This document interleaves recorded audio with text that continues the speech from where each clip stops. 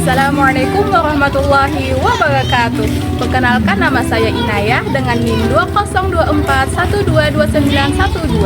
dari Prodi Pendidikan Agama Islam Reguler 3.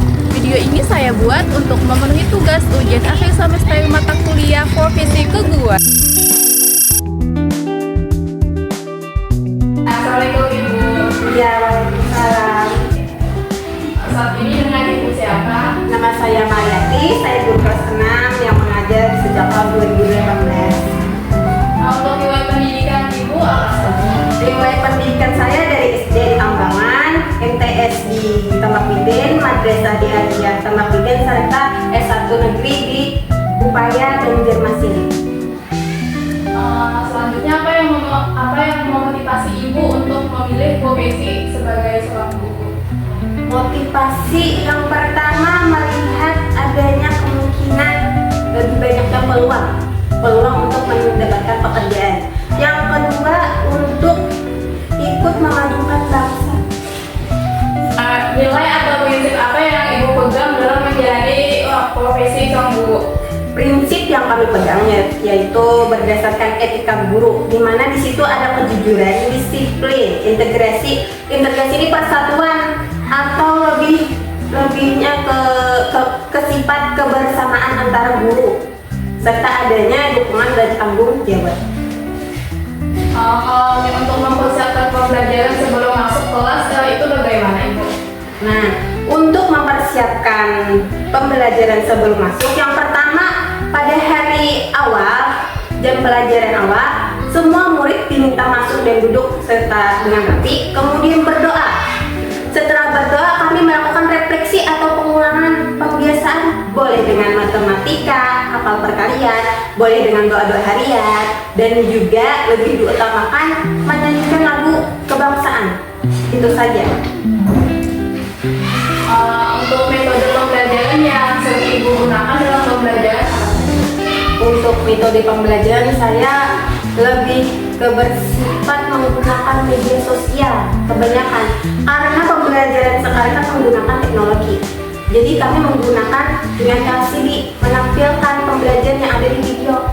Yang kedua, kalau setelah penampilan video, kami melakukan pendekatan secara tanya jawab hasil dari pengamatan tadi. Itu saja.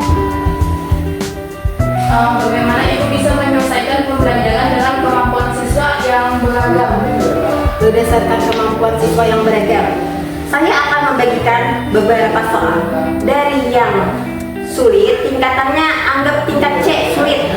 Kalau ada masih beberapa siswa yang tidak dapat, saya tingkatnya rendahkan lagi, B. Lalu lebih rendah lagi, C. Lebih rendah lagi, A. Itu berdasarkan tingkatan dari sulit ke rendah. Untuk media atau alat bantu yang bisa Ibu gunakan dalam mengajar apa saja? Nah, untuk media itu kan beragam. Ada dari fisik, LCD, papan tulis, dari segi musik kan pakai speaker. Lalu alat bantu kan saya seperti global dan peta-peta yang ada. Bagaimana Ibu bisa melakukan penilaian terhadap hasil belajar siswa? Kami melakukan penilaian berdasarkan nilai harian.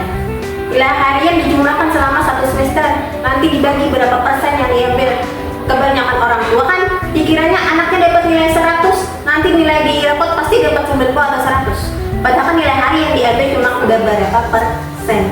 Ditambah dengan nilai ulangan, kelakuan, dan sebagainya. Itu diambil cuma beberapa persen, lalu baru dijumlahkan. Bagaimana Ibu memotivasi siswa yang kurang semangat dalam belajar? Nah, untuk memotivasinya, yang pertama kan ada anak yang malas terhadap pembelajaran matematika, lalu saya akan beri teka-teki. Teka-teki ini bisa dalam bentuk teka-teki silang, dimana di situ siapa yang lebih cepat menjawab serta benar akan mendapatkan hadiah dalam bentuk reward.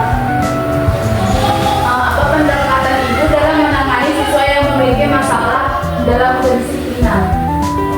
Masalah kedisiplinan siswa itu biasanya terjadi pada siswa laki-laki, ya Pak. Pada siswa laki-laki yang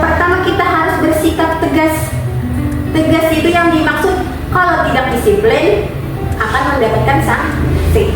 Nah, diberitahukan sanksi apa saja, lalu mereka akan mematuhi sanksi-sanksi tersebut.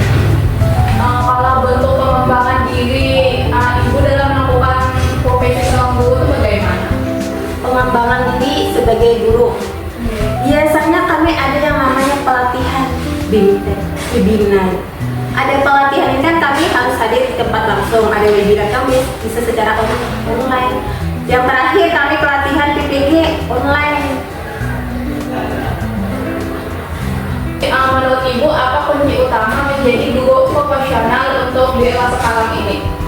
Kunci utama menjadi guru di era profesional, pertama berhubung kita di daerah pedalaman, yaitu semangat kita untuk turun hari-hari, untuk ke sekolah hari-hari, mengingat muridku sedang menunggu, itu kan semangat dia. Yang kedua, adanya mengikuti dengan perkembangan zaman. Meski kita tinggal di daerah pedalaman, kita harus tetap maju. Itu saja mungkin. Bagaimana cara ibu bisa menciptakan suasana yang belajar positif dan juga menyenangkan? Nah, untuk suasana belajar positif, kami kan guru-guru muda, kami banyak meniru di sosial media. Yang pertama kan bisa ice breaking atau tepuk-tepuk atau nyanyian disisipkan dalam pelajaran. Itu saja. Bagaimana ibu memahami dan menerapkan kode etik dalam keseharian? Memahami dan menerapkan kode etik. Kode etik guru itu kan ada kejujuran. Di sini saya tanamkan dengan contohnya kami menabung.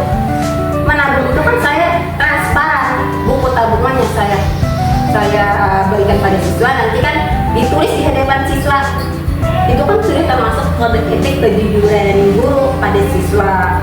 Untuk guru pada guru kan kami saling berinteraksi seperti itu.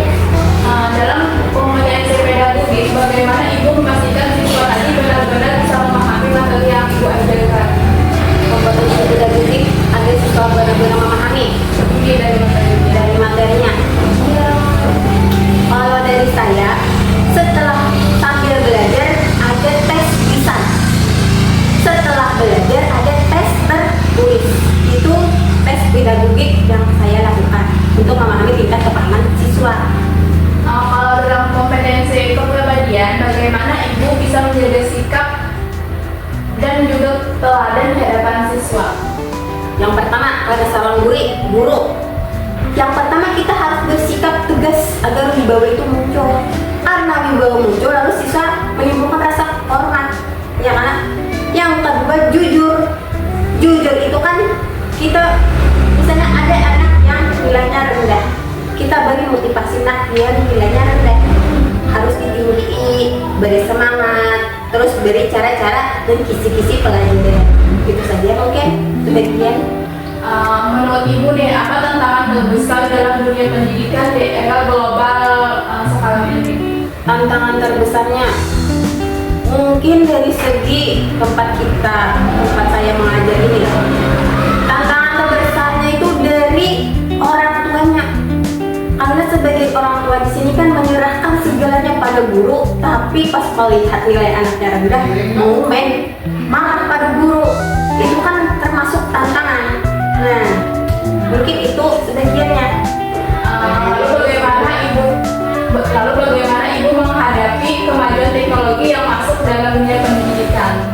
Menghadapi teknologi yang masuk dalam dunia pendidikan, yang pertama harus berinovasi, yang kedua berkreasi, yang ketiga lalu menerapkan hasil inovasi dan kreasinya. Apa strategi ibu agar setiap siswa tuh kayak siap bersaing di era global saat ini? Agar siap bersaing, menampilkan hasil-hasil dari nilai-nilai tempat kita dan nilai-nilai tempat lain. Oh, nilai kita masih rendah nih, di tempat lain tinggi, kita harus tinggi, jangan mau kalah mentang-mentang di pedalaman kan biasa aja udah mungkin, kita harus sama, jangan kalah tempat. Pengalaman mengajar apa yang paling berkesan bagi ibu selama mengajar? Dari segi siswa, banyak kepala banyak sifat. ada sifat siswanya yang mendengarkan, ada siswa sifatnya yang tidak mau kalah. Nah, sifat yang tidak mau kalah ini yang perlu bimbingan ekstra, lebih sabar ekstra, lebih ekstra. Karena itu yang utamanya mendidik. Apa satu hal yang ingin Ibu tingkatkan dalam proses pembelajaran untuk kedepannya? Yang saya ingin tingkatkan adalah sikap konsisten, karena sekarang ini kurang konsisten, disebabkan kemarin menghafal perkalian hari ini timbul teka-teki, silang, kan tidak konsisten. Seharusnya kebiasaan dari awal itu kan setiap pagi matematika, perkalian, hafalan, setoran, itu kan harus konsisten. Sikap konsisten yang saya terapkan. Yang pasti apa harapan Ibu untuk masa depan pendidikan di Indonesia? Yang saya harapkan mungkin dari segi kurikulumnya, mudahan saja lebih dipermudah sedikit lagi untuk gurunya, dan lebih leluasa lagi untuk mendidiknya. Lebih bagus lagi era zaman dulu, ya kan? Kurikulum 2006 zaman kita SD, di mana diterapkan banyak hafalan, ya kan? Lalu kita karena menghafal untuk naik kelas berikutnya kan lebih mudah. Sedangkan sekarang karena kurikulumnya berubah kan tidak diwajibkan. Semua siswa wajib naik kelas, bisakah tidakkah wajib naik? Sedangkan kita dulu kan kalau tidak bisa tidak dapat naik, tapi kan bagus IPK akhirnya. Bisa menghitung, bisa membaca, lancar membaca. Ini kelas 1, sekarang naik ke kelas 2 aja terbata-bata, ya kan? Itu perbedaannya. Mungkin cukup. Terima kasih Ibu. Nah, jadi kesimpulan wawancara hari ini bersama dengan Ibu Mariati, salah seorang guru di SDN Siang Gantung, bahwasanya seorang guru merupakan pendidik yang memiliki komitmen tinggi terhadap profesinya.